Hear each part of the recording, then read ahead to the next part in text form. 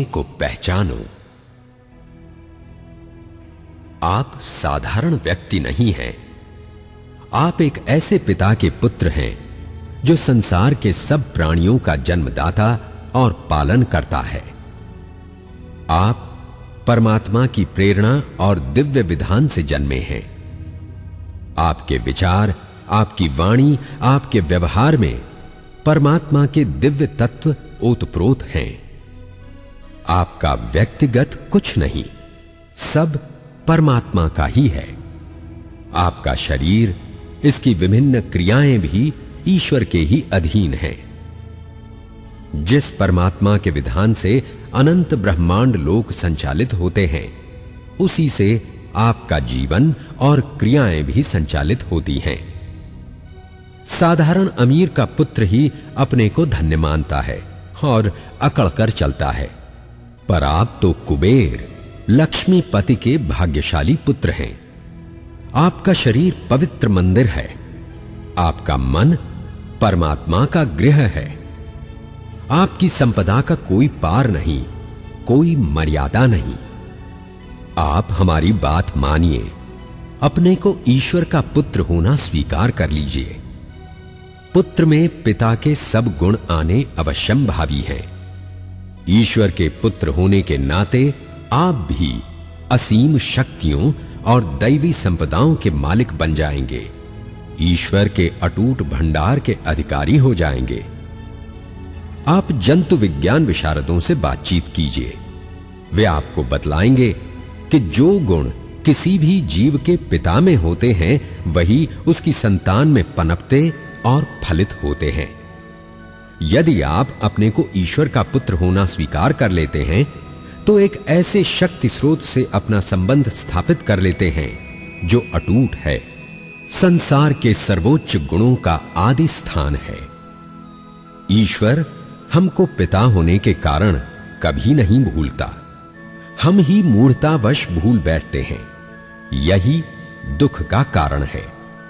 गीता के शब्दों में जो मुझे यानी ईश्वर को सब जगह और सब चीजों को मेरे अंदर देखता है, वो न कभी मुझसे पृथक होता है और न मैं उससे पृथक होता हूं। जो मनुष्य एक मन से एकाग्र होकर सब जानवरों के अंदर, सब घरों में रहने वाले ईश्वर की पूजा करता है, वो योगी चाहे कहीं भी हो, ईश्वर के अंदर है। महात्मा गांधी जी कहा करते थे, मेरा ईश्वर तो मेरा सत्य और प्रेम है, नीति और सदाचार ईश्वर है, आनंद ईश्वर है, मानवीय सद्गुणों का सर्वोत्कृष्ट रूप है। मानवता की सेवा द्वारा ही ईश्वरता के साक्षात्कार का प्रयत्न मैं कर रहा हूं, क्योंकि ईश्वर न तो स्वर्ग में है और न पाताल में, बल्कि हर एक के हृदय में है। क्या आप अपने को ईश्वर का पुत्र मानते हैं? यदि हां, तो उन्हीं गुणों को अपने चरित्र में विकसित होने दीजिए। ईश्वर के पुत्र होकर आप बैर, क्रोध, प्रतिशोध या शत्रुता के भाव मन में नहीं रख सकते। किसी का बुरा नहीं कर सकते, किसी का अहित नहीं सोच सकते, क्योंकि ये संपूर्ण विश्व परमात्मा का ही रूप है। आप अपने को क्षुद्र, हाड़ मांस, चर्म रुधिर से बना हुआ पुतला समझना छोड़ दीजिए। मत मानिए कि आपका यह शरीर घृणित मलमूत्र, मांस, रक्त, मवाद का पिंड है। पाप से उत्पन्न, पाप करने वाला पापी है, नाशवान, कुमार्गी, वासनामय है। अपने विषय में आज तक बनी सब थोथी धारणाओं को तिलांजलि दे दीजिए। आपको अपनी ईश्वरीय वंश परंपरा का ज्ञान हो जाएगा, तब आपका जीवन, व्यवहार, चरित्र, बातचीत, रहन सहन और स्वभाव भी एक उच्च उद्देश्य से परिचालित होना प्रारंभ हो जाएंगे। आपके संपर्क में आने वाले सभी आपके तेजोमंडल से प्रभावित हो जाएंगे। समान परिस्थितियों में रहने वाले कुछ व्यक्ति दुखी हैं, कुछ सुखी हैं। अतृप्त और दुखी व्यक्तियों की धारणा है कि ईश्वर की इच्छानुसार ही लोग सुखी और दुखी होते हैं। ईश्वर ही विपत्तियां देते हैं, हमें सजाएं देते हैं जो हमारे जन्म के पापों का दुष्परिणाम है, किंतु ये तर्क थोथा और सारहीन है। सोचकर देखिए, क्या कोई ऐसा पिता हो सकता है जो अपने सब पुत्रों से बराबर प्रेम न करता हो? पिता तो सदैव ही स्नेह की वर्षा करता है। उसकी डांट फटकार में भी स्नेह, स्निग्धता छिपी रहती है। संसार में असंख्य स्त्री पुरुषों ने ईश्वर के प्रेम, स्नेह, सहायता, दिशा संकेत को समझा है, अनुभव किया है। फिर यदि आप ही उसे अनुभव नहीं करते तो ये आपका दोष है। सूर्य तो चमक रहा है, उसकी रश्मियों को अनुभव न करना आपकी गलती मानी जाएगी। मनुष्य सृष्टि का सबसे समुन्नत, ईश्वरीय शक्तियों, असीम सिद्धियों को धारण किए हुए सबसे शक्तिशाली प्राणी है। बुद्धि और ज्ञान इसके मुख्य गुण हैं, जिनके बल पर यह संसार के सब प्राणियों का सम्राट है। मनुष्य सर्व शक्तियों का समूह है। भगवान ने अपने रूप में मनुष्य की सृष्टि की है। सर्वश्रेष्ठ ज्ञान उसके मन, शरीर और आत्मा में भर दिया है। मनुष्य का निर्माण ईश्वरीय नियम, संदेश, सद्भावनाओं और विवेक आदि के व्यापक प्रसार तथा सृष्टि में सत्य, न्याय और प्रेम के स्थापन के लिए किया गया है। उसने मनुष्य को ऐसी दिव्य शक्तियां दी जिनके द्वारा सात्विक वृत्तियों की प्रतिष्ठापना हुई। सत्य, समानता और सदाचार का व्यापक प्रसार कर मनुष्य ने सृष्टि को रहने योग्य बनाया है। मानवीय अंतरात्मा की सात्विक वृत्तियों के प्रयोग से ही यह संसार रहने योग्य बना हुआ है। मनुष्य के अंदर ईश्वर का जो केंद्र है उसे हम आत्मा कहते हैं। ये मनुष्य का शक्ति केंद्र है, जिसके द्वारा हमें ईश्वर के गुप्त संदेश निरंतर मिला करते हैं। आत्मा के आदेश से मनुष्य श्रेष्ठतम कर्तव्य की ओर चलता है, पुण्य संचय करता है, अन्य प्राणियों से उच्च स्तर पर चढ़ता है, सद्गुणों को बढ़ाता है, आत्मबल को विकसित करता है, बुद्धि को तीव्र करता है तथा विवेक को जागृत करता है। वास्तव में मनुष्य में अन्य जीवों से अधिक विकसित होने की जो क्रिया चल रही है, उसका प्रधान कारण आत्मा के गुप्त दैवी आदेश ही है। हमारा वो शक्तिशाली पिता हमारे पीछे है, तब हम भला कैसे अशक्त, असहाय और अयोग्य बने रह सकते हैं? हम सृष्टा हैं, शुचि हैं, हम निर्विकार हैं। हमारे कण कण में ईश्वरीय शक्ति का निवास है। हमें इस आत्मशक्ति से सर्वत्र राज्य करना है। तुम परमात्मा के पुत्र हो, सम्राटों के सम्राट परमात्मा के युवराज हो। तुम्हें ऐसे दिव्य गुणों से विभूषित किया गया है कि दूसरा कोई जीव तुम्हारे मुकाबले में ना आ सके। तुम्हें अपनी भौतिक, मानसिक और आध्यात्मिक संपदाओं से युक्त होना चाहिए।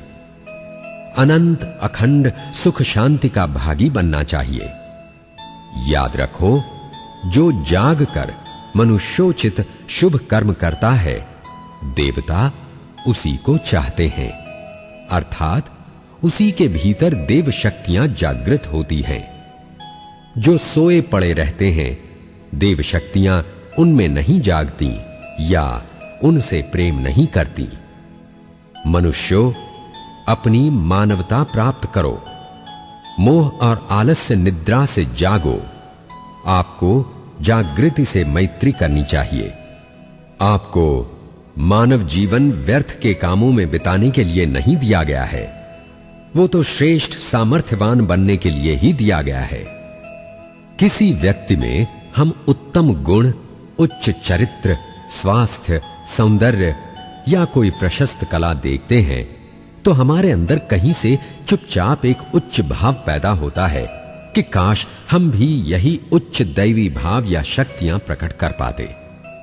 इस विश्व में व्याप्त प्रत्येक अच्छाई हम में जागृति पैदा करती है, हमारी सोई हुई आत्मशक्ति को जगाती है। वो हमें श्रेष्ठता और देवत्व की ओर बढ़ने का गुप्त संकेत देती है। हम दुष्टों, दुष्चरित्रों, प्रजापीड़कों, अत्याचारियों, नरसंहारकों, शोषकों, शराबियों, जुआड़ियों या व्यभिचारियों से घृणा करते हैं।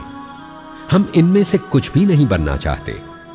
अनीति, अत्याचार, अपराध, अन्याय, दोष, त्रुटि, हानि, दरिद्रता, चोरी, डकैती, ठगी इत्यादि की ओर हमारी रुचि नहीं होती। हम पवित्रता की ओर जाना चाहते हैं, अंधकार से प्रकाश की ओर जाना चाहते हैं। आप एकांत में अपना क्या, किस रूप में, देवता या राक्षस मूल्यांकन करते हैं? अपने को क्षुद्र मानते हैं या महान? जैसा आप अपने को मान बैठे हैं, वस्तुतः वैसे ही आप हैं, और दुनिया भी आपको वैसा ही मानेगी। उसी कसौटी पर सदा आपको कसती रहेगी। बुराइयों को त्यागने का अमोघ उपाय यह है कि हम एकांत में अपने चरित्र, स्वभाव और शरीर की अच्छाइयों और श्रेष्ठ गुणों का ही चिंतन करें और दिव्यताओं की अभिवृद्धि करते रहें। अपने लिए हमें वही मूल्य संसार और समाज से प्राप्त होता है जिसका हम दृढ़ इच्छा शक्ति से दावा करते हैं। जो मूल्य निर्धारित करें, वैसी ही दिव्यताएं और शक्तियां प्राप्त करने का प्रयत्न भी करें। मनुष्य अपने मन में स्वयं को जैसा मान बैठा है, वस्तुतः वो वैसा ही है। आप कभी कभी अपने गुणों, अपनी विलक्षण प्रतिभा, अपनी विशेष ईश्वरीय देन के बारे में खूब सोचा कीजिए। त्रुटियों की उपेक्षा कर श्रेष्ठताओं की सूची बनाइए, उन्हीं पर विचार और क्रियाएं एकाग्र कीजिए। ये अपनी श्रेष्ठताएं विकसित करने का मनोवैज्ञानिक मार्ग है। आपको अपनी शारीरिक, मानसिक, बौद्धिक, आध्यात्मिक तथा अनेक शक्तियों का ज्ञान नहीं है। आप नेत्रों पर पट्टी बांधे अंधाधुंध आगे मार्ग टटोल रहे हैं। अपनी शक्तियों के प्रति अज्ञानता में आपका बहुमूल्य समय नष्ट हो गया है। यदि आप अपनी गुप्त शक्तियों के अनुसार आगे बढ़ने लगे, मन को सृजनात्मक रूप में शिक्षित कर लें, तो जीवन फूलों की सेज प्रतीत होगा और अनेक कार्य आप पूर्ण करने लगेंगे। मैं कर सकता हूं, ये दृढ़ निश्चयात्मक भाव मनुष्य के आत्मविश्वास को पुष्ट करता है, शक्तियों को जगाता है। उसे अपनी सिद्धि और सफलता पर विश्वास हो जाता है। इस सृजनात्मक विचार का शक्तिवर्धक प्रभाव हमारे शरीर के संगठन पर पड़ता है। इन निश्चित, दृढ़ और आशा भरे विचारों से हमारा मुखमंडल दमकता हुआ मालूम पड़ता है और हमारे संपूर्ण कार्य सजीव मालूम पड़ते हैं। मन में आशा और विश्वास, शक्ति और साहस पैदा होते हैं। मन में गुप्त ताकत आती है। रुधिर प्रवाह भी ठीक होकर समस्त शरीर को पुष्ट करता है, जिससे मन प्रसन्न तथा शरीर हृष्ट पुष्ट रहता है। अड़चने और विरोध स्वतः दूर हो जाते हैं। ऐसे व्यक्ति कभी निरुत्साहित नहीं होते। भय आदि दूषित विकारों का उन पर कोई प्रभाव नहीं होता। मैं ये कार्य नहीं कर सकता, इस गलत संकेत के कारण आप अंदर ही अंदर एक प्रकार की कमजोरी का अनुभव करेंगे। शरीर पीला पड़ जाएगा, इंद्रियां जवाब देने लगेंगी, कंधे झुक जाएंगे, कमर में दर्द मालूम होगा, सारी शक्तियां क्षीण हो जाएंगी। आपको अंदर ही अंदर ऐसा लगेगा कि न जाने क्यों शरीर और मन गिरा गिरा सा लग रहा है, काम में तबीयत नहीं है। निराशा, अविश्वास, चिंता और शोक इत्यादि हमारी अवांछनीय और दुर्बलता पैदा करने वाली मनःस्थितियां हैं। अपने प्रति अविश्वास का एक विषैला शब्द या वाक्य मानसिक संस्थान में ही गड़बड़ी नहीं मचाता, बल्कि पूरे शरीर पर और विशेषतः हमारे हृदय पर दूषित प्रभाव डालकर उसे कमजोर बना देता है। इससे शरीर के सभी कार्यों में आंशिक शिथिलता आ जाती है। दो संकेतों को ध्यान में रखकर हम समग्र मनुष्य जाति को दो बड़े भागों में विभाजित कर सकते हैं। एक, वे जो कार्य को कर सकने में आत्मविश्वास रखते हैं, इन्हें हम मिस्टर कैन अर्थात कर सकने वाला, तथा दो, वे व्यक्ति जो सदा अपनी कमजोरी और असफलता के विचारों में डूबे रहते हैं, इन्हें हम मिस्टर कांट न कर सकने वाला व्यक्ति कह सकते हैं। मिस्टर कैन उद्देश्य पूर्ति में असंख्य विघ्न बाधाओं के बावजूद अपने मार्ग से विचलित नहीं होते और अंततः कार्य को पूरा करके ही दम लेते हैं। इसके विपरीत मिस्टर कांट प्रत्येक निश्चय में ढीले ढाले आधे मन से कार्यों में हाथ डालने वाले शक्की मिजाज के होते हैं। भाग्य को दोष देते रहते हैं, ज्योतिषियों से भाग्य पलटने की तिथियां और उपाय पूछते रहते हैं, अवसर की प्रतीक्षा में टकटकी लगाए रहते हैं। आपकी अश्रद्धा और अपनी शक्तियों के प्रति अविश्वास ही आपके दुर्भाग्य की जननी है। अपनी शक्तियों पर पूरा विश्वास कीजिए। अपनी श्रेष्ठता, अच्छाई, ताकत की बात अपने अंतःकरण में जमा लीजिए। दृढ़ निश्चय, तीव्र इच्छा और प्रबल प्रयत्न के द्वारा अपनी गुप्त सामर्थ्य को प्रकट कीजिए। फिर देखिए आपका कैसा भाग्योदय होता है। आप में अपना ईश्वर तत्व प्रकट करने की पूरी सामर्थ्य है। फिर क्यों दुख, असफलता और चिंता में जीवन नष्ट कर रहे हैं? आप अपने आंतरिक आत्मबल पर पूर्ण विश्वास रखते हैं। प्रत्येक कार्य आपकी इच्छा के अनुसार ही होता है। आत्मबल के अनंत भंडार से आप सब अभिलाषित कार्यों में सिद्धि पाते हैं। आप प्रबल इच्छा शक्ति से इच्छित वस्तुओं को प्राप्त करते हैं। आपकी इच्छा शक्ति बड़ी प्रबल है। संसार में ऐसी कोई दुर्लभ वस्तु नहीं जिस पर तुम्हारा जन्म सिद्ध अधिकार न हो। तुम अपनी संकल्प की शक्तियों को आदेश दो कि मैं एक ईश्वरी तत्व से, जिसका संबंध मन से है, तादात्म्य रखता हूं। अतएव उससे उत्पन्न होने वाली प्रत्येक उत्तम वस्तु का मैं पूरा पूरा हकदार हूं, वारिस हूं। इच्छा शक्ति के लंबे चौड़े हाथों से मैं उसे अवश्य प्राप्त कर सकता हूं। जीवन के प्रधान व्यक्तियों में कदाचित प्रमुख नियम यही है कि मनुष्य मन, विचार, आकांक्षा का सदुपयोग सीखे। यह अनुभव करे कि वो परम शक्ति संपन्न एक सुदृढ़ चैतन्य आत्मा का पिंड है। संसार की समस्त उत्कृष्टतम वस्तुओं पर उसका पूर्ण अधिकार है। धन संपत्ति, मान सम्मान, पदाधिकार, धर्म, मोक्ष इत्यादि कुछ भी क्यों न हो, उससे विमुख नहीं है। वे उसके लिए सृजित हैं, अतएव उसे एक दिन अवश्यमेव प्राप्त होंगे। जो अपनी बेकदरी करते हैं वे पापी हैं, क्योंकि वे परमेश्वर स्वरूप परमात्मा की निंदा करते हैं।